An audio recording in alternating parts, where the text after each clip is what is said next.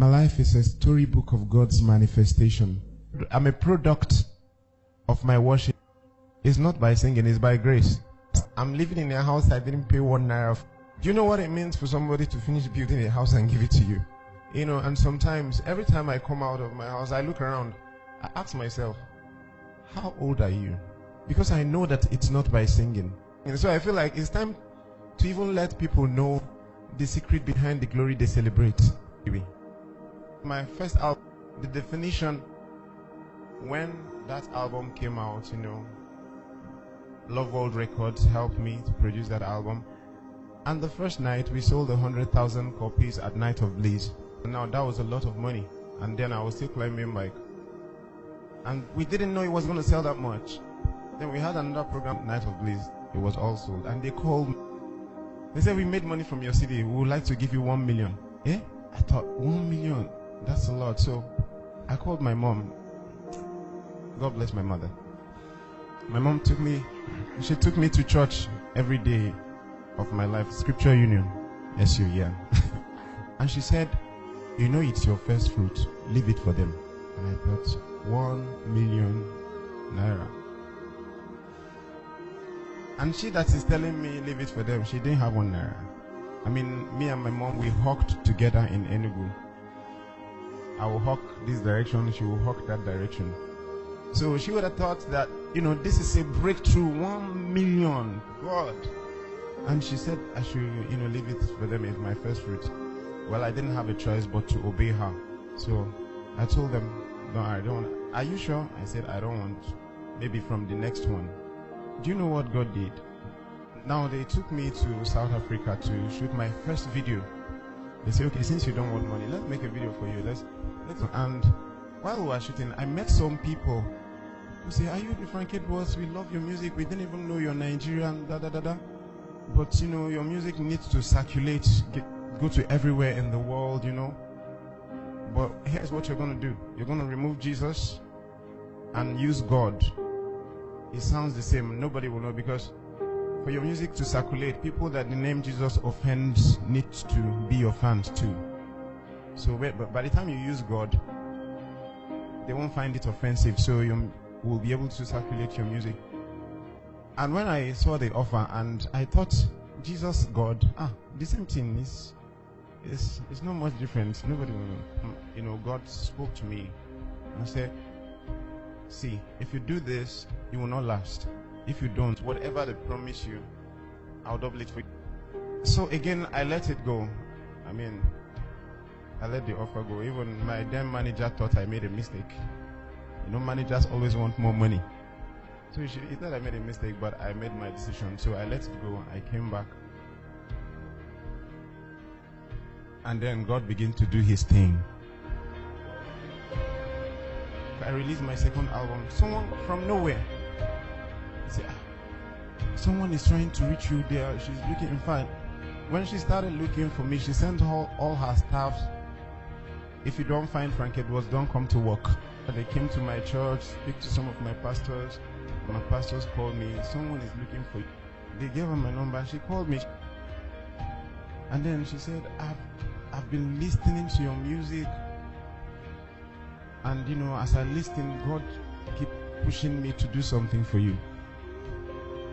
Do you want to come and see me in my office? I know you are big. I say, me? Big? Send the address first. You know, she called all her staff, you know, members, took pictures with me. And she said, nothing, I just want to bless you. I just want to bless you like God placed in my heart. And then she gave me an envelope. I said, thank you. You know, it looked big. It was on my way home that I opened the envelope. I opened it, so I called her. I said, Ma, the envelope you gave me. She said, what? I said, look what's inside. She said, that's for you now.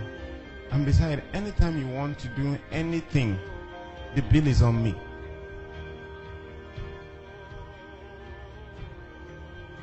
Okay, then now I have $10,000. I didn't do anything for you.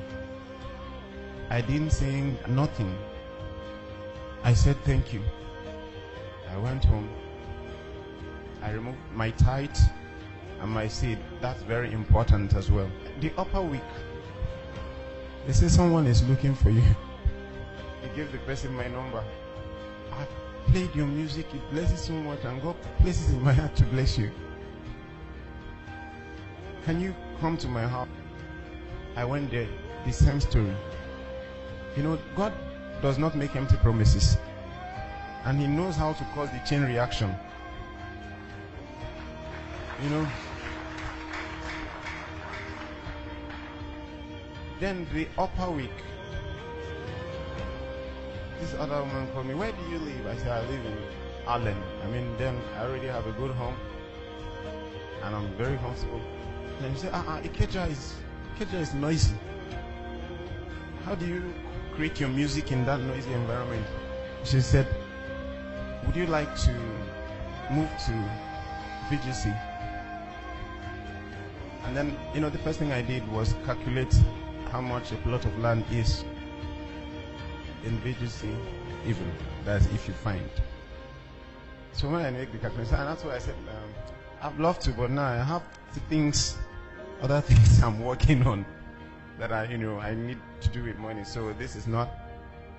And she said, okay, when will you like to move? So I said, I'll work on it. You know, I was thinking I would pay for it. And the next thing, I saw trucks in my house. Trucks. As I say, what would you like to take out of this house, and what would you like to live here? So as I talk to you, I didn't lose the other place. I have the two. I say, what would you like to take out here? I said, you want me to move? I will take everything. He said, no, just the things you will need, because the other place is already furnished. When I mean furnished, ask my manager, he knows my house. I live like a king. And that was what God promised me. And I kept my own part of the deal. I did not disobey. When I met them, all I wanted to do is to take pictures with him. You know, like you see a big superstar, I rushed with my phone and said, good afternoon. I didn't even know whether to say afternoon or evening. Can I take pictures with you? And he said, okay. And he gave someone the phone, and he put his hand on my shoulder. I was waiting for the picture, and he looked at my face. And he said, Frank Edwards. I'm like, hey, you know my name. And then he said, wait. I said, anytime I see you, I must tell you this. So he brought his phone. I said, look at, all these are your songs. And he began to play my songs. I'm like, what's going on? And I said, anytime I see you, we must do something together. So it was not even my suggestion. It was not my suggestion. I did not beg for it. If you ask me to even beg for it, I don't know how to reach them when. I don't have his number. I don't know how to write. I don't know. But you see, God keeps to his promises. And then I'm saying to him, okay, sir. He said, we'll record together. I say, sir, if you invite me so that I can go to the embassy, I don't have a visa. And he said, I thought you have a studio. I said, yes. He said, I will come to your house. I thought it was a joke. The day he promised, he came. And he was with me from 8 a.m. to 9 p.m. He didn't rush. I just didn't understand what was going on. And then he said, okay, for this story to be complete, we'll have to record in my house too. We have to record in Nashville too. And I didn't have a visa. Now, because now I know people, like big people. So I called all the people and I said, I want to go to the embassy and I don't want to have difficulties. This governor spoke to this person spoke to this person. So they finally got someone to take me to Consular General's office at the American embassy. Yeah. So they took me in. I was sitting face to face with the consular. And I've been to that place before. They rejected me visa. And I'm asking myself, wait, Frank, you entered here, you didn't queue. And then we had to say, what's the matter? I said, I brought my brother here. He came before, they rejected him visa. So now he wants to apply again, but we don't want the same problem. The consular asked me, what was the issue the last time? I said, I don't know. They just refused me. I don't know what happened. He now said, okay, no problem. Apply again. That's bringing me to saying, when God is doing his thing, he doesn't want any man to take the glory. So I'm sure God felt, because so now you're feeling like you now know people. I applied. I went, they refused me.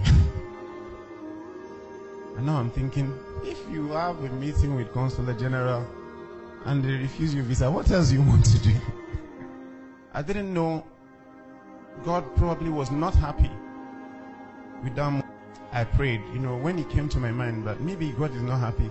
So I said, Lord, I'm sorry if I've gone the wrong way about this visa issue. I apologize. And then as I prayed that prayer and stood my sin, I had a confirmation to go back again. This time I didn't tell anybody. I didn't tell nobody. I just paid for the visa application, applied again, just picked my passport, and I went there. All the embassy staffs from the entrance, hey, Frank Edwards, we love your music. Frank Edwards, we love your music. Even inside the interview hall, some are still telling me, Frank Edwards, I said, this thing you're telling me, tell Oyibo now. I'm not the one, this Oyibo that will give you, tell him that you know me, So they say, go to counter 10. And my heart started beating again. I didn't know that God has gone ahead. And here I'm standing before this lady. At one glance, she just started smiling. I don't know why. So I came close. She said, how are you? I said, I'm fine. And she said, I love your music. That was the end. She said, you are amazing at the experience. And I left, then a few days later, I collected my visa. And that's how I got to the visa. I went to America, and we are done with our album.